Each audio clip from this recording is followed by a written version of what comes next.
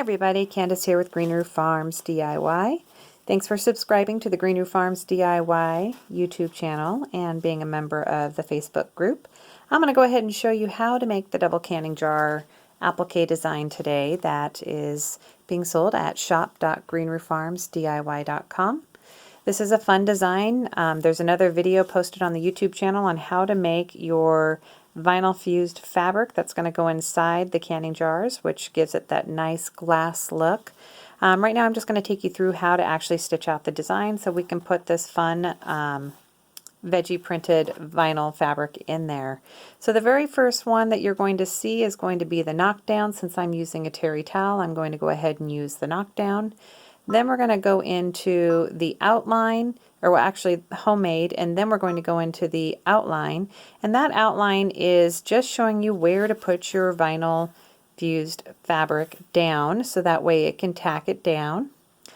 It's going to tack down your fabric, and then you're going to trim. Now you need to stop your machine. So I have a hand stop right there. You're going to need to stop your machine. If you're on a multi-needle or on a single needle, you'll need to trim your fabric at this point.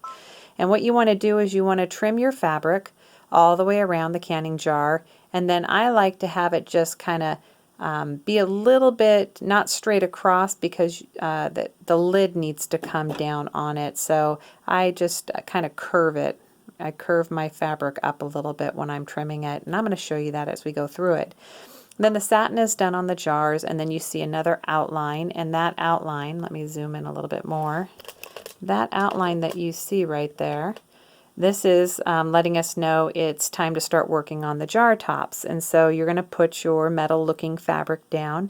It's going to then tack it down, and then you're going to want to trim it, and then it's going to do the contour of that jar top, and then it's going to do your satin stitch, and then poof, you're done. So I'm going to go ahead and go through most of those steps right now, and I will show you as we continue.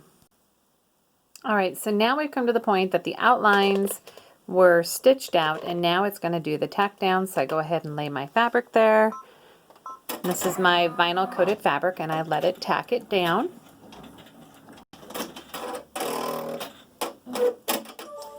Alright, my machine went in for service, or they serviced it, and ever since they serviced it I get wiper error, so that was what that was. It wasn't trimming my thread. So now I'm going to go ahead and I'm going to just trim all the way around this design. And I did do the knockdown stitch behind, which gives me a nice easy spot to trim. So I don't have all the loop from the terry towel getting in my way. So I just simply go around. Now you want to make sure when you're doing applique you're trimming on a flat surface. And notice I'm not pulling on my hoops. I'm not pulling my towel out of the hooping. I'm just simply going around and carefully trimming. Get my towel out from right there. So you always want to work on a flat surface. These are my absolute most favorite scissors in the world. I love them. I know there's some of you that love those duckbill scissors, but I cannot seem to get those to work for the life of me, so I use these needle nose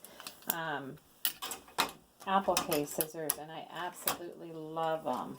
Alright, so now I'm in there, and I'm going to go ahead and let the rest of the design stitch out. So that's just my color change, so I put a hand stop in there. Now the satin's going to go. Alright, it's nearing the satin stitch finish. So now it's going to move on to do the jar.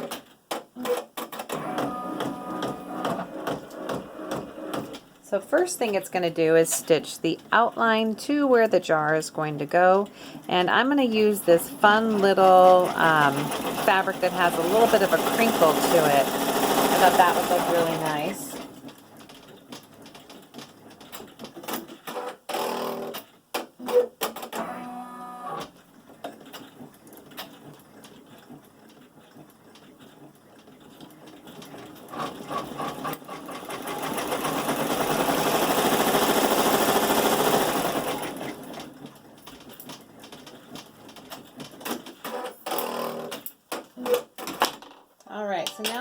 outlines are there, so I just need to put my fabric down.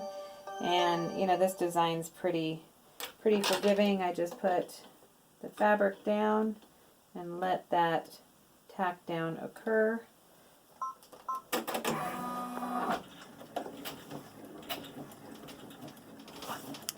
Let me try and get in there so you can kind of see what's going on in there. So it's just tacking it down right now. Alright, so we'll let that continue to tack down. Alright, so it went ahead and tacked that down, so I'm just going to go ahead and applique trim around. Now, if you like a little bit of that look where it looks like the fabric is, you know, inside the jar top, you know how a lot of people put that decorative fabric there and it just hangs down under the ring. You could do that. You could just leave this even longer if you want, and then trim up after the satin stitch. But what you want to do is make sure you go around the sides and the top really good, so that way you don't see that fabric hanging out over the top.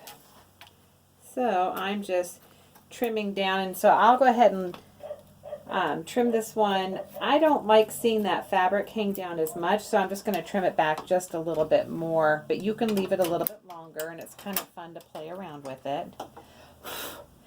Alright, so now we're going to go ahead and let the detail, so now this is that part that stitches that makes the lid look like a lid, so that's going to go ahead and stitch right now. Alright, so now we're nearing the finish of this design. It's just coming around the jar right now, finishing that off. And I'll go ahead and pull it back, and you can see what trimming nice and close really does with that applique. So it's perfect. So it has the knockdown behind it, so no water soluble was needed. Because I prepared my fabric with the vinyl fuse, it's nice and flat and it looks beautiful. So once I get this unhooped, I'm going to go ahead and just press it real quick, and it's going to be a perfect design. But that is the Green Roof Farms DIY canning jar set. In the pack, you could do it for a 4x4 hoop or a 5x7 hoop. The design for the 5x7 is what I stitched out. It's much larger, and the 4x4 hoop would be much smaller. Thank you so much for supporting me as a digital design artist. I appreciate having you as part of the group. Thanks for subscribing to the YouTube channel and being part of the Facebook group. Have a great day, everyone.